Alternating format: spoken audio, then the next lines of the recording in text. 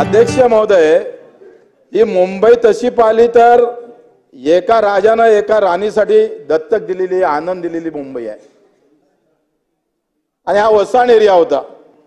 आता ही मुंबई पुन्हा बिल्डरला आनंद देण्याचा कट सरकार आखतं का काय अशी प्रकारची अवस्था आहे। सरकारनं असं म्हटलं होतं का 40,000 घर आम्ही मोफत देऊ। मोफत देण्याची ताकद आहे का तुमच्यात? बिलकुल नाही आहे। अरे आम्ही ज्या घरी राहतोय त्या घराच्या बदल्यात तुम्ही घर देताय, मोफत नाही, अदल बदल आहे हा।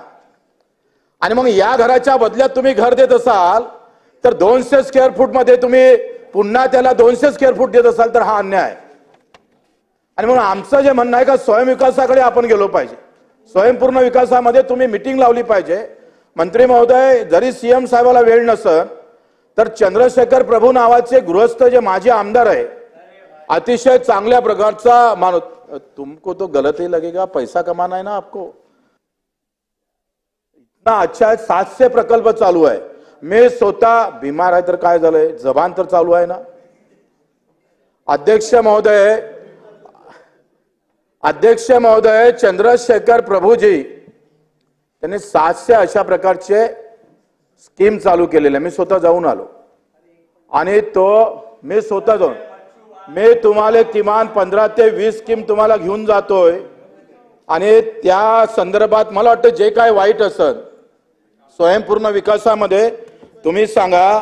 आज आम्ही ट्रान्झिट कॅम्प मध्ये किती ट्रान्झिट कॅम्प आहे जिथे 2-2, 10-10 वर्षापासून तुम्ही त्यांची व्यवस्था केली नाही, 30-30 वर्षापासून। मग जिथं या देशाची या राज्याची राजधानी मुंबई आहे, जिथं मंत्रालय 50 किलोमीटरच्या आत आहे, तिथल्या लोकांसोबत न्याय तुम्ही करू शकत नसाल तर मग हे 6 मजले बांधले कशाला? इथं काय गरज आहे बांधायची? मग आम्ही एका इकडे विदर्भ अलग मागतोय कारण राज्य जवळ असलं पाहिजे, मंत्रालय जवळ असलं पाहिजे। अरे मंत्रालय इथे तर 30 किलोमीटरवर आहे आणि तरी सुद्धा या सगळ्याच्या ट्रान्झिट कॅम्प मध्ये लग्न होत नाही लोकांचे।